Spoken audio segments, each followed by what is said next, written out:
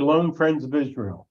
I am Lizerbram, National Board President of Jewish National Fund USA. Thank you for joining us on our daily briefings. Today, we welcome Dr. Einat Wilf. Dr. Wilf is a leading thinker on Israel, Zionism, foreign policy, and education. She was a member of the Israeli parliament from 2010 to 2013, where she served as chair of the Education Committee and member of the influential Foreign Affairs and Defense Committee. Dr. Wilf served as an intelligence officer in the Israel Defense Forces, foreign policy advisor to Vice Prime Minister Shimon Peres, and a strategic consultant with McKinsey & Company.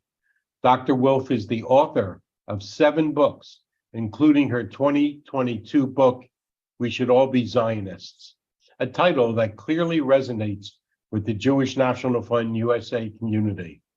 Dr. Wilf, thank you so much for being here, and over to you. Whoops. As you know, this is live. So occasionally we have to move things around. It appears as Dr. Wilf is in a taxi right now. So our next speaker is Emily Schrader, a journalist and human rights activist.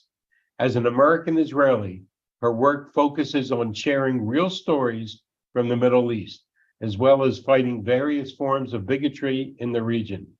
She's a regular columnist at the Jerusalem Post and the host of Headlines with the Haddads, a TV show focused on explaining the Middle East to an American audience, alongside her fiancé, Yosef Haddad. Emily's work and advocacy focuses on combating anti-Semitism, promoting human rights, and feminism. Emily was a featured speaker on our Conversations on Zionism series. And we're so grateful to have you here, Emily, to continue the conversation during this difficult time. Emily, over to you. Thank you so much for having me. And you know, it's my luck that Einat is in a taxi, because I think initially I was supposed to be the first person. So I'm happy to be on the call and to be speaking to all of you. I will give you like a very brief update of what it's been like on the ground here, just so that you can hear, just for your information. I didn't even know for sure that I would end up making this call, because I just literally a few minutes ago walked in the door from Gaza. I was, as a journalist in Gaza today with the IDF. We were witnessing, and I'm giving you guys the inside scoop because this hasn't even been published yet. As I mentioned, I just got back, but we were with the IDF while they were securing the humanitarian corridor for Palestinian civilians in northern Gaza. So we saw hundreds of Palestinians just in the limited amount of time that we were there, passing through, and you know, all around them, the IDF, it was the IDF actually guarding Palestinians. And it's just so drastically different from the story that we see, especially on social media surrounding this war, but also media. And we know that over the weeks, whereas a lot of people initially felt sympathy and that the media was somewhat sympathetic to Israel, that has started to shift. And that's a pattern. That's something that we see all the time when it comes to Israel defending itself. People are very quick to support Israel when something bad has happened to Israel or when Jewish people have already been killed. But when it comes to preventing more Jewish people being killed, they're much more critical, as we know. So a lot of my work has focused on, well, always, but during this war in particular, has focused on 2 things. The first of which is sort of my area of expertise, I guess, which is building bridges with the Iranian community. I've worked with a lot of the Iranian communities over the past couple of years, but primarily the last year, through their uprisings against the Iranian regime. The vast majority of Iranians, both inside and outside of Iran, are very much against the regime, which, as we know, is funding Hamas to the tune of $100 million a year, and Hezbollah even more. not to mention the other terror organizations on Israel's borders. So these issues are unfortunately very connected. So I've been working with them to help connect them to Jewish communities, to put together, protests, rallies of support for Israel in multiple different countries. And I have to say that the outpouring of support from the Iranian people has been absolutely overwhelming. It's been one of the biggest positives, I think, of this whole operation, positive surprises. However, at the same time, my other work has been focused on combating anti-Semitism and disinformation that we're seeing, especially on social media. Now, I want to qualify what I'm saying by pointing out that it may feel, I don't know how many of you are active on different social media platforms, but it may feel like when you're on it, you're just in a sea of Jew hatred and anti-Semitism, and that everybody hates us. And while it's definitely true that anti-Semitism is rising and that anti-Semitism is a very real security issue, or unfortunately around the world, it's not true that everyone hates us. If you actually look at the polling, first of all, most of the world leaders, if not all, including Arab states, by the way, behind the scenes, they're in favor of what the IDF is doing. They're in favor of removing Hamas, and they understand the situation that Israel is dealing with. Unfortunately, we also see some pushback and some organized disinformation from channels that are state-run, like RT, also like Qatar's Al Jazeera, of course, to be expected in this scenario. And that has been very damaging, especially in the Arab world, because they're intentionally presenting a false picture of what's happening on the ground in Israel and what Israel's objectives are. I can't tell you how many times I've answered people saying, well, why is Israel indiscriminately bombing, or why is Israel indiscriminately targeting civilians? Israel has never targeted civilians. Israel is not indiscriminately bombing. And the fact that people are asking these questions is just a response to the anti-Israel propaganda. And we know this because if you look at the actual statistics from wars, from other countries, from other Western countries, including the United States, the combatant to civilian ratio is much, much worse than what Israel is doing now, even. And what Israel has done in the past. Israel is actually one of the most precise armies in the world.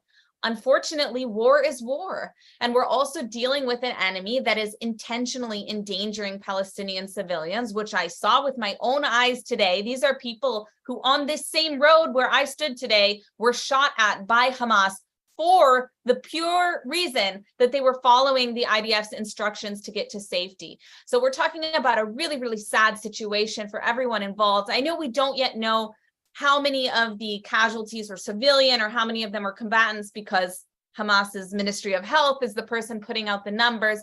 But there is a lot of destruction. And you know, in that regard, I think it's important that we acknowledge that this is a very sad situation. But at the same time, we can't let that change our approach to this issue and to Israel's right and obligation to defend itself, and to defend itself in a way that gets rid of Hamas for good, because we've been dealing with this pretty much since Israel withdrew from Gaza.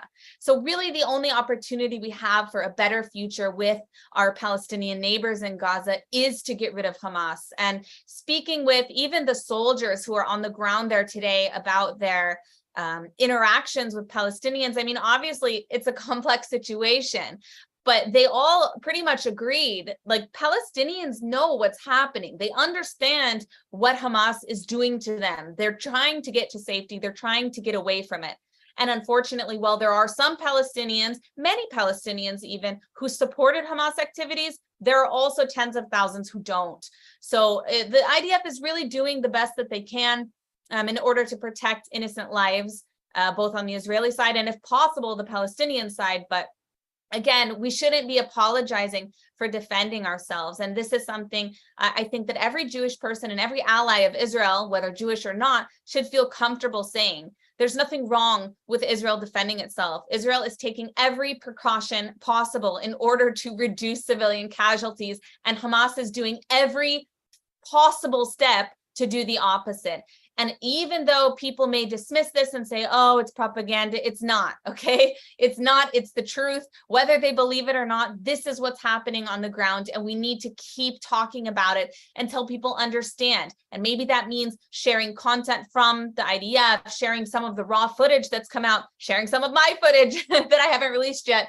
But we do need to keep this on the agenda, especially on social media, and not let the lies go unanswered. Now, don't be unrealistic. At the same time, we're not going to get rid of every misinformation or disinformation or even anti-Semitism on social media.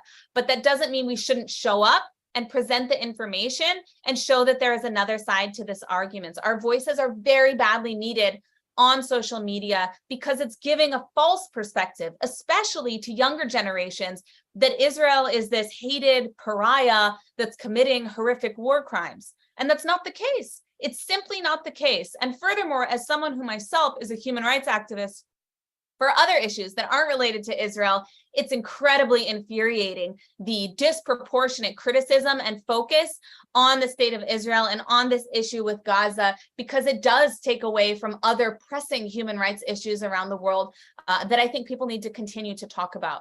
So I'm gonna leave it very, very brief like this. I don't know if we're doing questions or if anyone has a specific question, feel free to let me know. Otherwise, I'm happy to let one of my own role models, Einat Wilf, take the stage from here.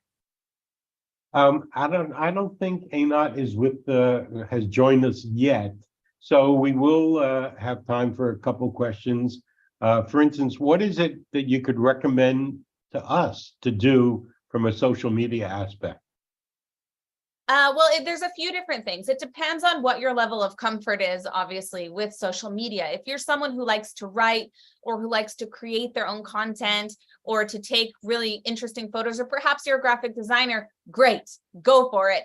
Go to town, create as much as you can, present all the information you know about Israel. But if you don't, that's also okay. The best way for you to engage is even, I know it sounds silly and simplistic, but even liking comments. Because if you see that one or two of the comments on a post that is perhaps very biased against Israel, like let's say it's the New York Times' account and they tweet something that's inaccurate, you responding or even you liking people's responses, calling them out, actually makes a difference, because everything on social media is quantitative, not qualitative, unfortunately for all of humanity. But that's the way the world works. So when you do something as small as liking it, that counts as an action. And that's how the algorithm perceives it. And that is the case for pretty much all of the social media platforms, TikTok, Instagram, even LinkedIn, Facebook. The more liked a comment is, the more that comment will be displayed. And so especially when you see an account or a page that is inaccurate or that is wrong or that is anti-Semitic, you calling that out in a comment means that every time someone shares that, that comment will be at the top. That should be the goal for our interaction. Now, at the same time, does that mean you should engage with everything on social media? No, you have to use your best judgment. And usually I recommend that people respond and interact with content from people that they know, because that's important. And also I recommend taking things offline if at all possible. Recommend a call or a cup of coffee or whatever. It's usually much easier to speak to someone about these complex issues in person, especially if you have a pre-existing relationship. But if you don't, I also think it's really important for people to interact on larger accounts, be they influencers or news sources across all social media platforms, but especially Instagram, Facebook, and Twitter, to interact with these accounts when there is inaccurate information or when they're sharing a report that is completely out of context about what's happening in Gaza, or they mention something about the Palestinian casualties in Gaza, but fail to mention the fact that Israel has gone above and beyond to actually protect thousands of Palestinians. And not only that, but Hamas is doing the opposite. Those are things worth responding to, because there are a lot of eyeballs on those pages and on that content that aren't already convinced one way or the other. And that's your audience. It's almost never who you're actually speaking to on social media or who you're actually responding to. It's the other people who might see that content. And if I'm a person who doesn't care about this issue And all I ever see on social media is Israel's a baby killer, Israel apartheid, Israel war crimes. And I never, ever see, even in the comments, that people are responding and saying, hey, wait a second, that's not right. Look at this information. Look at this example. Then I'm going to walk away, whether it's tomorrow or 5 years from now, with that sentiment being in the back of my head. Oh, yeah, Israel. Oh, yeah, they're committing war crimes. Oh, they're killing kids. That can't happen. All of these little things that we see, whether or not we actually spend time reading what's written, impact how we form our opinions about what's happening in Israel. And so for that reason, it is really important to respond. It doesn't need to be like a long, complex, detailed explanation, because frankly, social media isn't really the best place to have like deep, fact-based dialogue, as I'm sure you know. But it still needs to be addressed. We still need to engage, because if we don't show up to the fight, the entire starting point of the conversation ends up being so far outside of what the majority and the consensus of the Jewish community wants and is okay with, that it doesn't even reflect reality anymore. So we have to keep pushing back, especially because the younger generations are more than ever using social media, and especially with platforms like TikTok, it's becoming a very, very scary place. I don't know if you saw the news, the headlines today about the Osama bin Laden letter, which has for some reason turned into a big trend on TikTok. It's unbelievable how people don't understand the threat and the problem of terrorism right now. And it not just as it pertains to Hamas, but in general. I mean, the fact that Osama bin Laden is trending and you have a bunch of teenagers speaking about that, it's really disturbing. But it also speaks to the fact that we need to push back even more. This is not the time to give up or throw our hands up in the air and say, oh, social media is gone. No, it's not.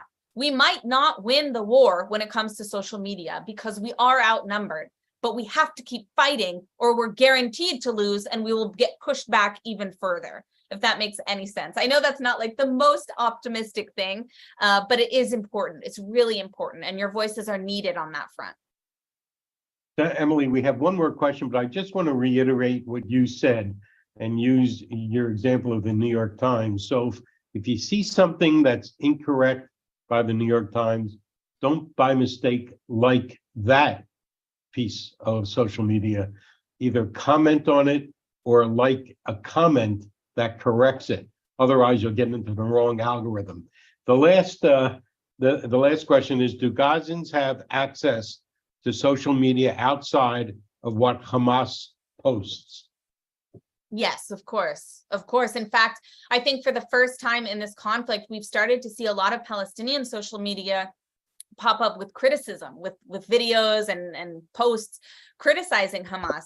Listen, obviously, we know that there are a lot of Hamas supporters in Gaza, but there are more people speaking out than ever, by the way, also in the West Bank, against Hamas, because they're fed up. How could they not be? Their homes are being destroyed. Their entire lives are being uprooted again, war after war after war, and it's all because of Hamas. And not only that, but they know, I saw these people. They're looking at the IDF as someone who's protecting them. Meanwhile, they're on the same road where a few days ago, I guess it was a few weeks ago now, Hamas shot at them.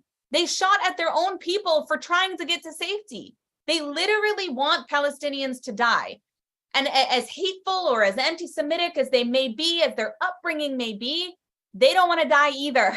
So they're starting to understand, or there seems to be some sort of understanding that's growing amongst the Gazan community in opposition to Hamas. They're starting to understand the level of exploitation that Hamas has used against them. I mean, millions of dollars have gone through the Gaza Strip, gone into the Gaza Strip, both from Qatar and also from Iran.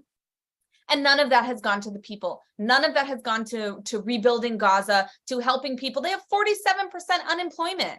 It's outrageous. It's outrageous. The level of humanitarian crisis is obscene. And the truth is that while the Free Palestine crowd in the Western world wants to have protests blaming Israel for all of this, it's truly nobody's fault but Hamas. And even Palestinians in Gaza know that. And some of them hate Israel more than they care about their own well-being. That is a phenomenon that we know exists. But a lot of them are realizing that doesn't make any sense and is completely illogical. And I think that we need to amplify those voices if and when they come up, and continue to educate, until people are blue in the face about what's actually happening on the ground in Gaza, both in terms of Hamas harming their own people, the way that this terror organization operates, and also in terms of the values of the IDF and the efforts that we are taking in order to protect civilian lives, despite being in this crazy, horrible, and heartbreaking situation that our soldiers are in right now. Well, Emily, thank you so much. It's been very informative. We hope we can call on you again in the future. And thank you for what you do for JNF. Thank you. Thank you. So as I mentioned, we're live and things move around. Dr. Wilf is still not available. So we're going to change over to our JNF-USA's Chief Development Officer, Rick Krosnick. JNF-USA's fiscal year began October 1. And our detailed fundraising campaign plan developed by our professionals alongside our ambassadors, also known as lay leaders, was all set to roll out. On October 7, all of our worlds changed and we pivoted to an Israel resilience campaign. All of you have answered our call. And Rick, thank you for joining us to provide an update on our progress and what more we can do. Rick? Sal, thank you very much. And I think I want to start by, something that Emily said early on in her talk, which was very important. And we see these mass protests in the streets. We're seeing what's happening on college campuses, and yet we're not alone. We've got a lot of allies there. And, Hamas destroyed a lot of lives, but it also awoke a lion, the lion of the Jewish people, the lion of Israel. And we see our allies coming out in force for us. We see it in the presence of nearly 300,000 people in Washington, D.C. earlier this week. We're going to see it at JNF's Global Conference for Israel coming up at the end of this month, where more than 2,000 people are gathering in Denver, Colorado.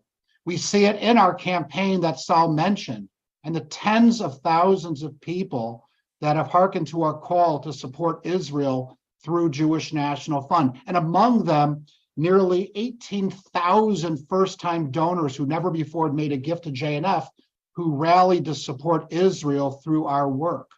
And I don't want to talk about dollars and money. And yes, we've raised a lot of money through you and your hard work and your generosity, because we need those dollars to affect our work on the ground. But I just want to talk about our impact, our actual impact.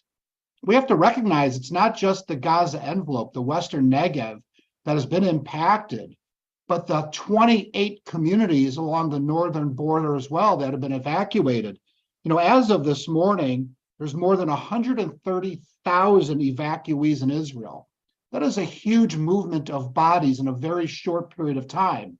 And Israel wasn't set up to be able to absorb 130,000 individuals with housing, right? And care for personal needs and education and schooling and this huge population shift. But JNF-USA and our affiliates on the ground are assisting. We are directly impacting more than 25,000 of these people who have been evacuated either from the Western Negev or from the Upper Galilee themselves. Our network of affiliates in Israel who work with us every day to help us achieve our vision have repurposed what they do every day. And we have affiliates who are not only putting together care packages for IDF soldiers that many of you are funding through our mitzvah marketplace to make sure that IDF soldiers get a little respite and a care package from us. We've got affiliates up in the north that are packaging them. Our affiliates working in the area of special needs, like Lotem and Adi Negev, are assisting families who have children with very profound special needs. And you can imagine what it's like to be a child with autism going through an experience like this, where you have a hard time even communicating or articulating what your feelings are all about. You're just uprooted, right? In a situation where children need consistency and continuity, to be uprooted like this. Our affiliates are helping with these families. I think we shared on a previous call that Adi Negev, our amazing campus near Ofakim, a facility for people with profound disabilities, a residential care facility. We just recently, about a year and a half ago, opened up a rehabilitative hospital, is now servicing something like 5,000 injured IDF soldiers at that campus. They've repurposed to move into a whole different direction. Many of you know that JNF has been very active in building bomb shelters, and indeed beautifying bomb shelters in the Western Negev.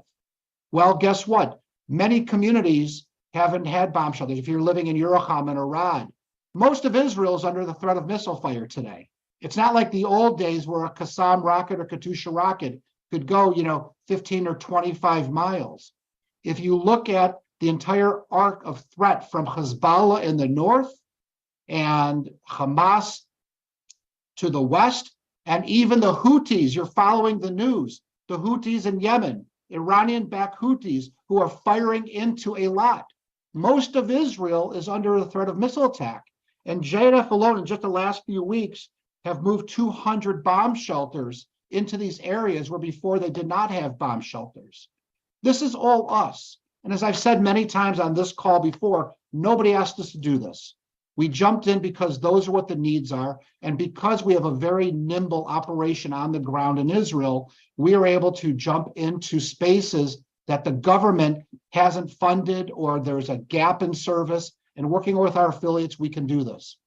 Here's the message I want to say to you about money. We don't know what the dollars are going to be long term. Right now, we're talking about a hot war, and we're talking about the needs of Israel during this hot war. But there will come a day when the last missile is fired. There will come a day where the IDF has complete control over Gaza, and the security situation comes back to normal. But what will not be normal for these families who survived such horrific events on October 7th and October 8th, how do they come back home? Jewish National Fund USA is already at work on contingency planning for the day after. We don't know when the day after is going to be, but we need to have a plan to go to. We call it Livnot Biachad, build together. And that plan calls for everything from helping to repair communities, individual homes, community infrastructure, landscaping, everything that's required. Nobody's going to come back home to bullet-riddled homes, to homes that are stained by arson. Nobody is going to come back home to communities where the memory of death lingers. They're not. So we have to get in there and help rebuild physical infrastructure. And we're also going to have to be there to help pick up the shattered glass of human lives, of families that have been shattered. And we don't have the answers to everything, but we're planning. We're talking to our partners and we're planning. We're talking to our board and we're planning. We're talking to our leaders and we're planning, and we're thinking through what this looks like. And we're going to need you. Because the day after the last missile is fired, the day after the last IDF soldier is able to go back home, JNF is going to be there. And there will come a time where our activities from the hot war and the support of these families who have been uprooted are going to shift into our normal activities, our daily activities. So I can tell you that we've already raised more than $35 million just for the emergency campaign over the last, 5 weeks, 6 weeks now at this point, 5 weeks. But we don't even know what the upper limits are of what the needs are going to be. So we need you. We're going to call on you again. If you've given, we're grateful. Thank you so much. But the needs are going to be ever continuing for a long time, because it's going to take a very long time to heal these communities and to heal these families. Sal, thank you very much for the time. Yeah, thank you, Rick. Thank you, Tali in Israel, and all of our professionals. I mean, the letters that we get from the administration of the various communities throughout Israel, they said without JNF, they don't know how they would have made it. So it's very rewarding to get those messages. I think Dr. Wilf is with us. We already gave you Dr. Wilf's impressive background. So Dr. Wilf, thank you so much for being here, and we'll turn it over to you. Thank you, and thank you for JNF-USA for hosting this. It's a real honor and pleasure to be here. I was asked to address the question of Zionism, and especially the question of Zionism on campus. So I want to start by a small anecdote. About 2 years ago, I taught a course at Georgetown University as a visiting professor on Zionism and anti-Zionism. At the end of the course, one of my Jewish students came up to me and she said that this course was more valuable to her than dozens of hours of therapy. And this has led me on a journey to understand the way that anti-Zionism and Zionism are experienced on campus by students. And what I realized is that a certain dynamic was at play. I named it the pound of flesh dynamic. The idea being that as the price of acceptance, the price of entry into social circles that Jews thought of as natural, social justice circles, ones that had various causes for the good of society and humanity and justice. Those causes and those circles that Jews were attracted to, that in many ways they have historically built, the price of entry increasingly became for Jews to hand over mostly a metaphorical pound of flesh. Unlike the way Shakespeare had it, it's not the Jews who demand the pound of flesh, it's rather the Jews who are demanded to hand over the pound of flesh. And what is the pound of flesh?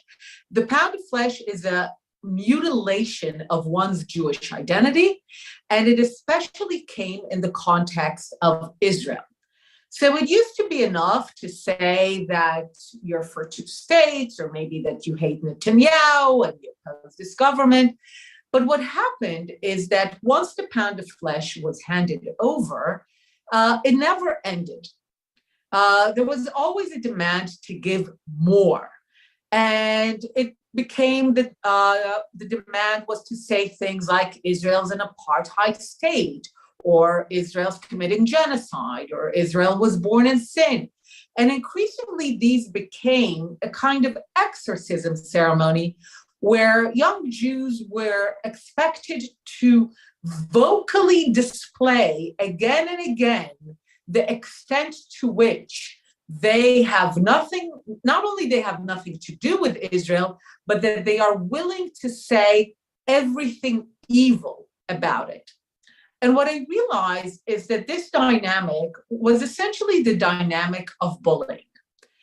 When bullies ask for demand their lunch money, and you give over your lunch money, they don't go away. They come back the next day and they typically expect more.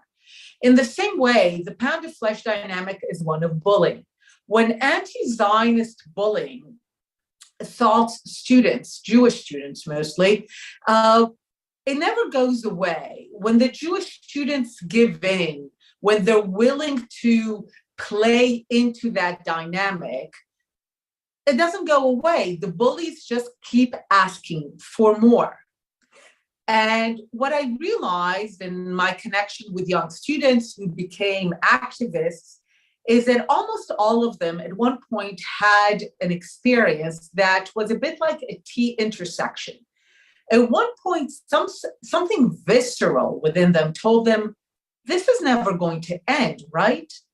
They began to understand that this dynamic of bullying was never going to end.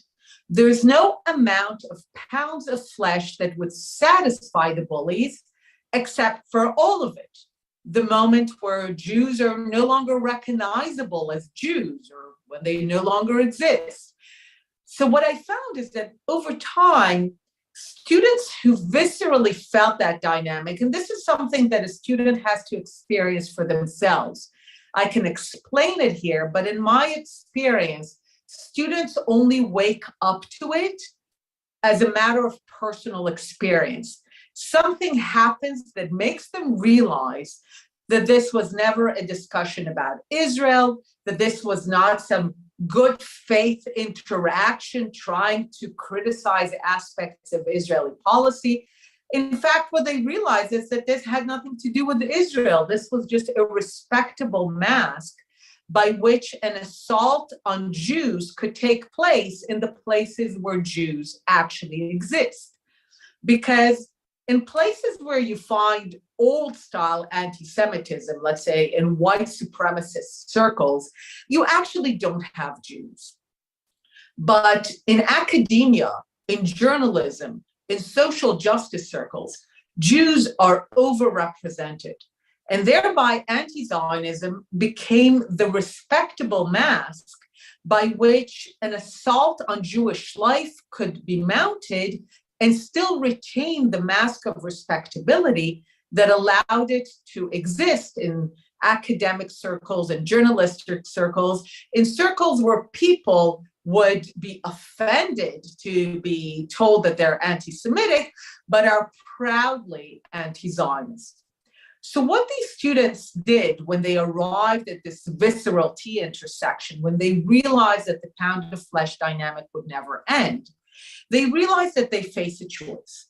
They can either hand over another pound of flesh, or they can step back and basically stand up to the bullies. And the very effective way of standing up to the bullies was basically for those students to proclaim themselves as Zionists. Zionism became, for those students, a shorthand, not to say that the Jewish people need a state, but rather to basically express confidence in their Jewish identity. What Zionism became is basically a shorthand for Jewish confidence. Because if you think about bullies prey on shame, on weakness.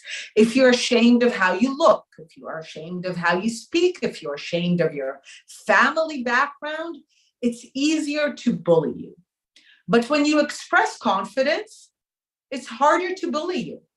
So when Jewish students are saying, I'm a Zionist, the bullies are often so shocked by this expression of confidence that they go away. They actually don't know what to do at this point.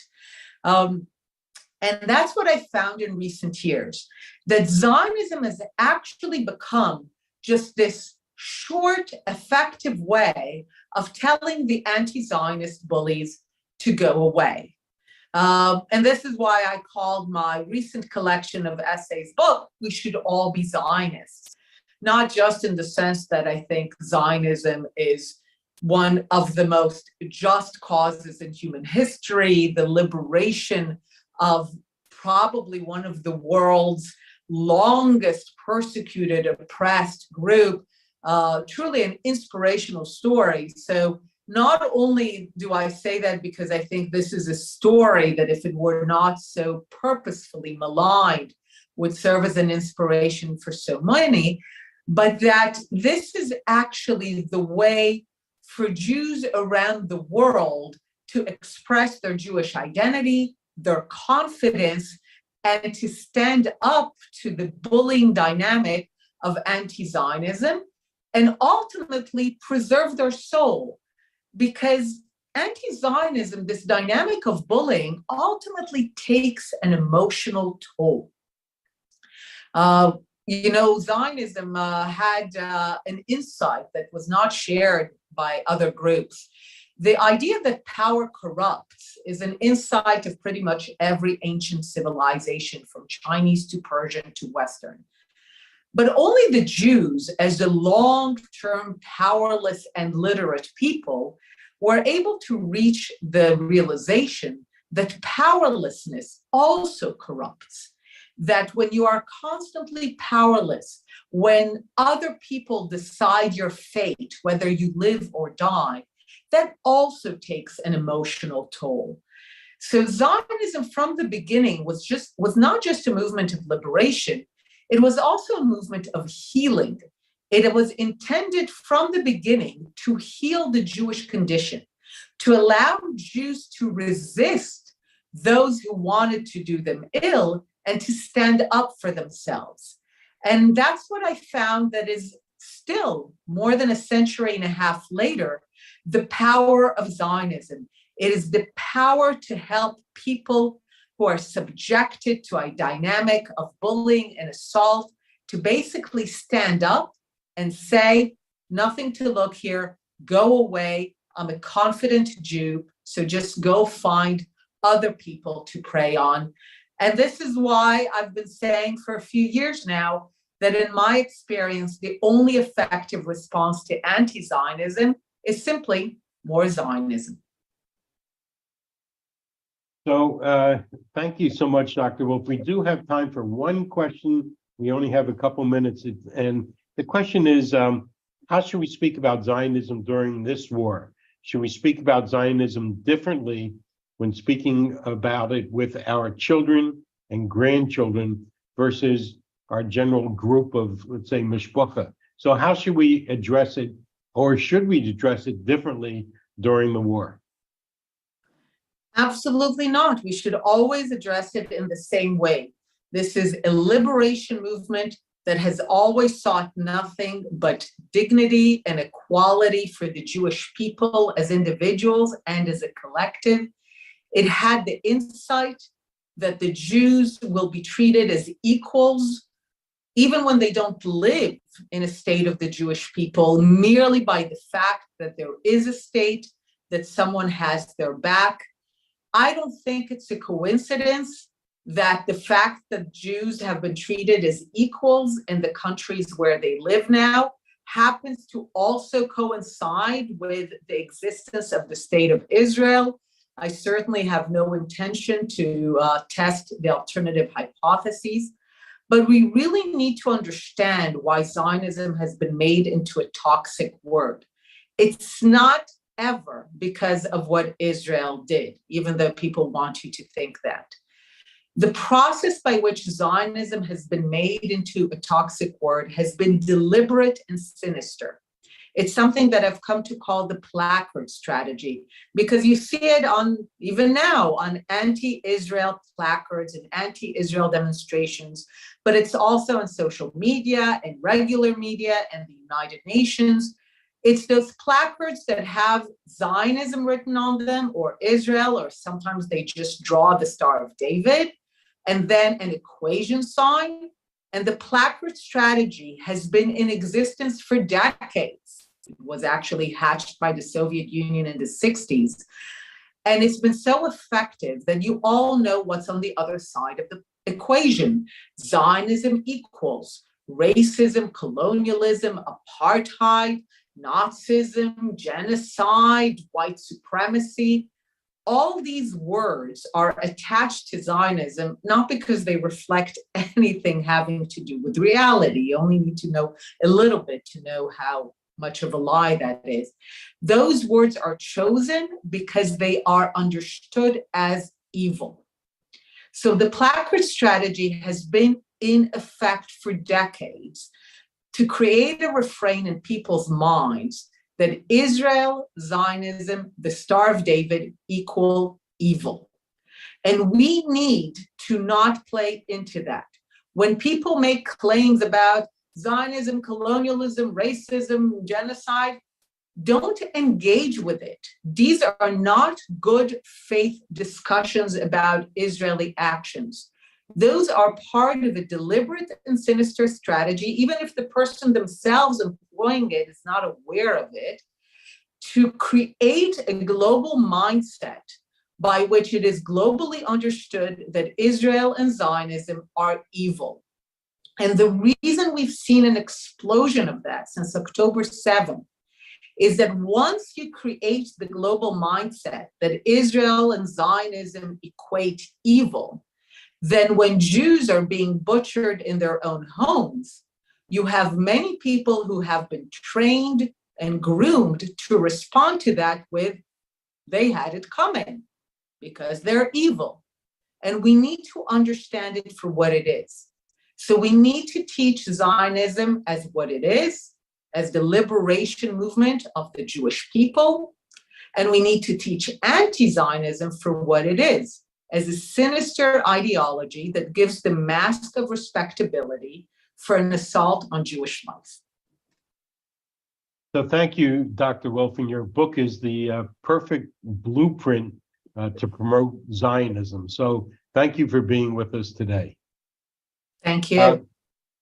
Tomorrow, as we did last Friday, we will strike a different tone and bring you our program, Prayers for Israel, a time for reflection.